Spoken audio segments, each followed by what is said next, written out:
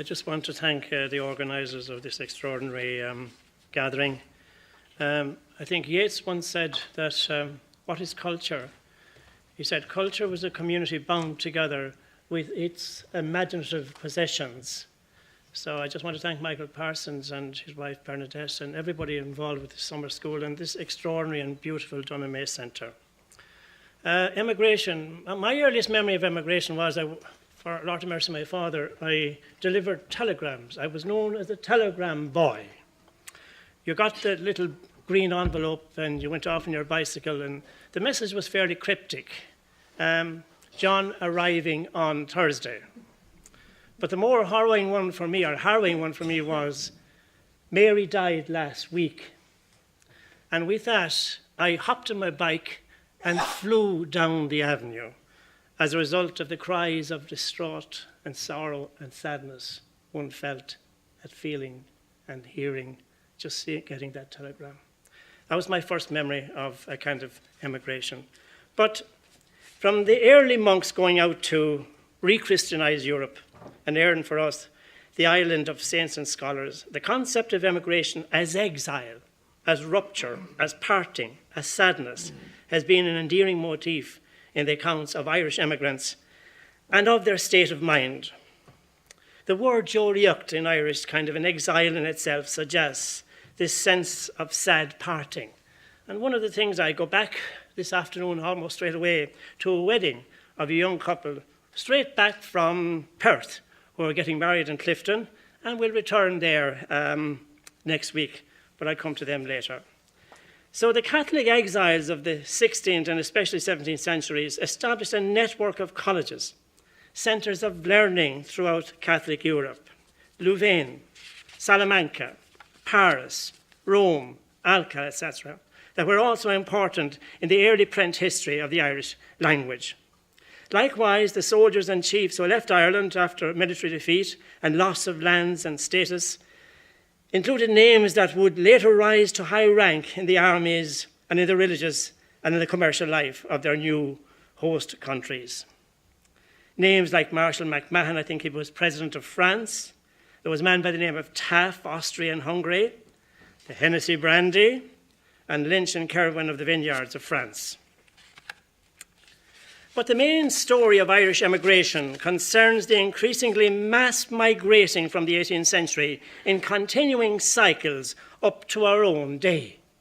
And I suppose in a way, as a backdrop to this extraordinary and wonderful seminar, The Wild Geese, and of course it's the Yeats poem 1913, fumbling in the greasy till and adding the halfpence to the bends and drying the marrow from the bone, romantic Ireland is dead and gone, is with O'Leary in the grave.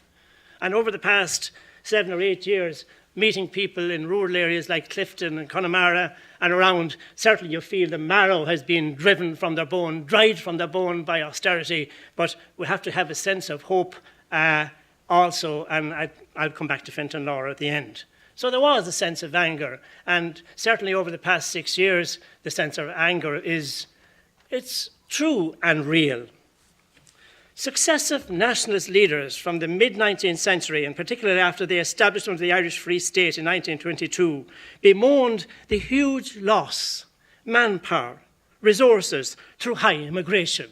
I see it all the time when very brilliant students leave our schools. And it's sad, but one hopes that they'll travel with a sense of optimism and hope from an educational system that is gradually improving and implanting the arts at the heart of the system. So successive native governments regularly committed themselves to ending involuntary immigration, but none did so. In fact, interludes of economic difficulty, crisis, gave very heavy pulses of immigration. For example, in the 1950s, saw the loss of 410,000 in one decade. Another leading pulse was in the 1980s, and again more recently since 2008. The 1950s, I was at primary school. I remember well the numbers in my class who left, some of whom I never saw. I was lucky my father could afford his £34 to send me to secondary school at that particular time. But it left a huge imprint on my mind thinking of those who didn't get the opportunity. The loss to Ireland of this continuing outflow was especially acute in the view of the fact that the emigrant profile featured a disproportionately high number of young single males and females between the 20 and 40 age group.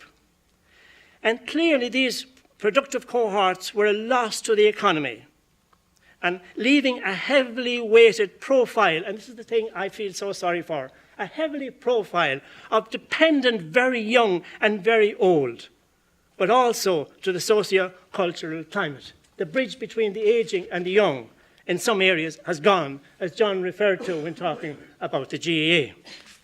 Now, the younger adult cohorts, and this, I'm thinking of Grania's son here, would be the challenging collectivity coming forward with new ideas, new ways of doing things, important for change.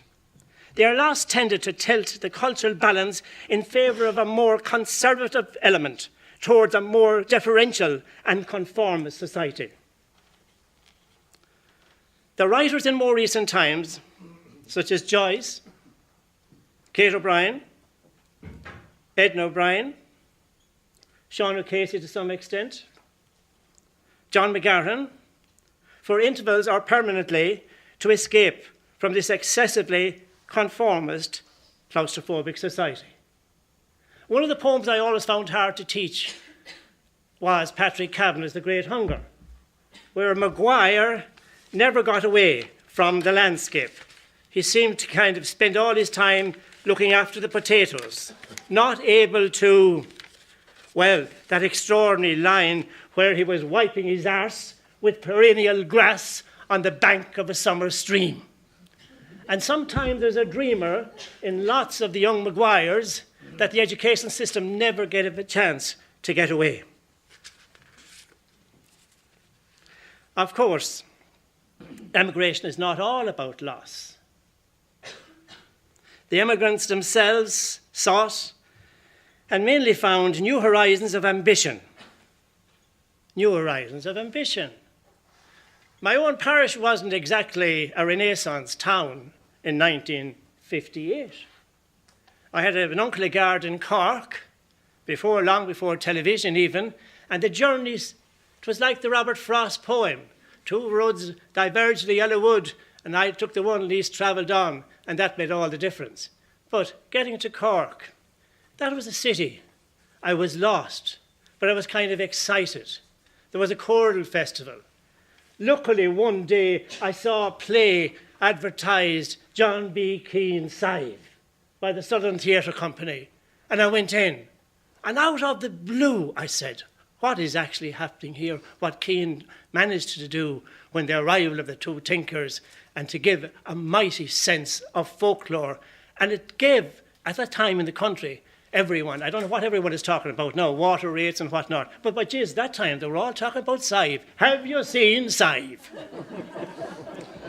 Anyway, that led me, and I'm not going to go on to what Sharon said about moving out, moving to London, moving to Paris.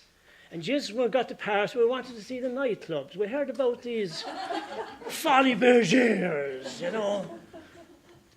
What went on there? We were curious to find out, you know. 5 lads on their way to Nigeria that were supposed to be going to teach in Catholic schools. We were like young calves led out to grass. But it was wonderful, because then one day I saw, well, much later, not that time I have to say, I found out years later that there was such a thing as the Louvre and the Jeu de Paume. But on the first visit to Paris, I have to say, time out. So the Irish diaspora constitutes, and has done since the 19th century, an important asset of support for the Irish at home in many different ways, directly through the immigrants' remittances. Oh, Jesus, John, you talked about, do I ever forget parsing out all these parcels that came at Christmas time, the equivalent of Dunnes Stores and Aldi and whatever came in them from America for all the people.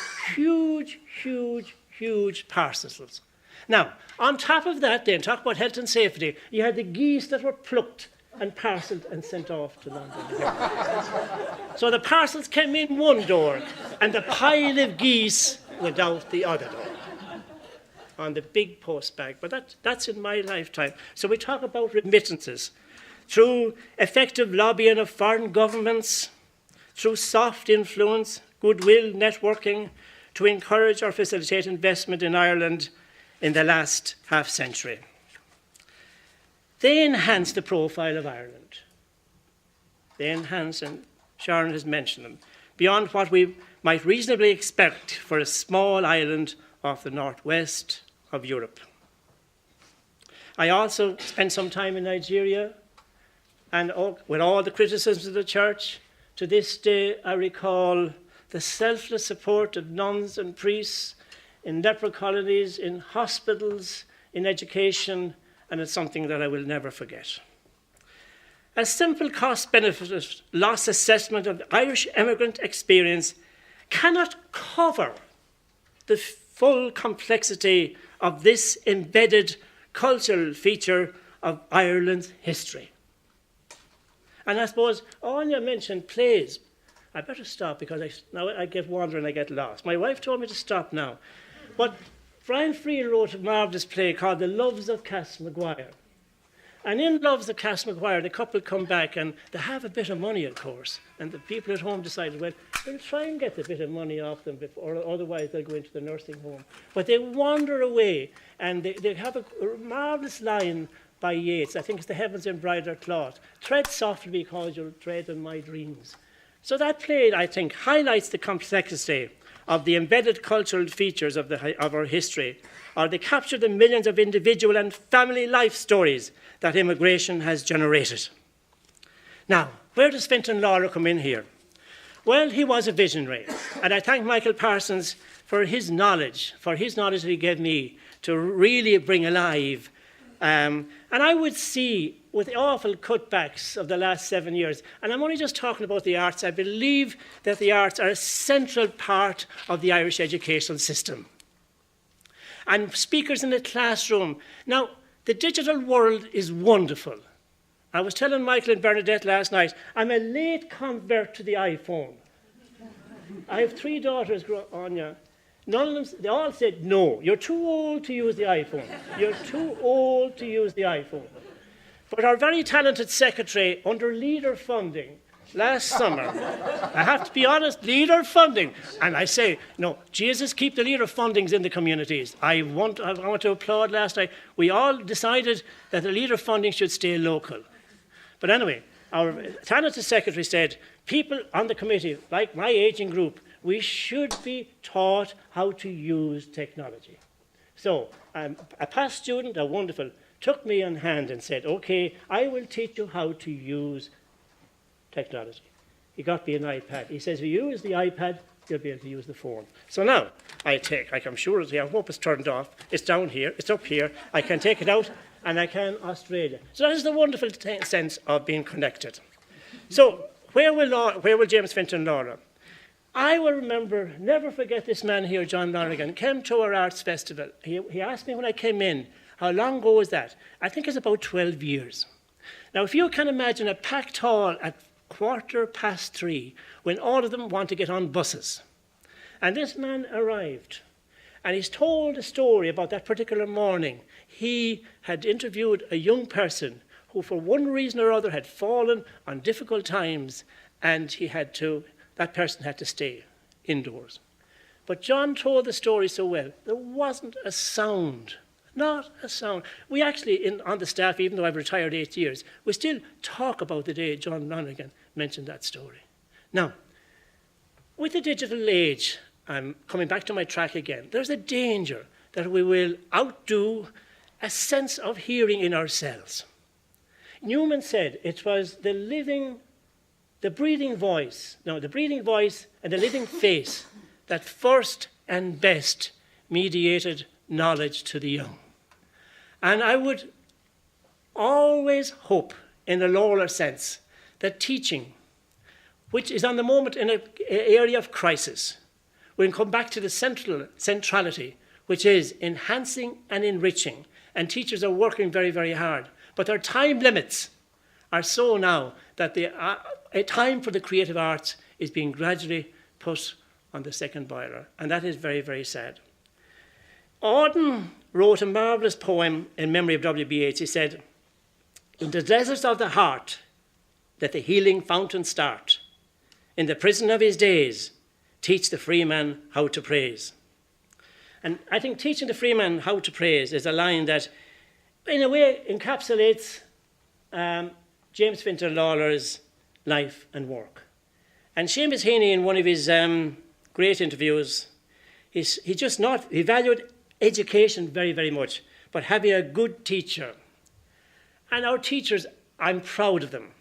Dermot Carney is here, who runs the creative engagement. Michael Parsons.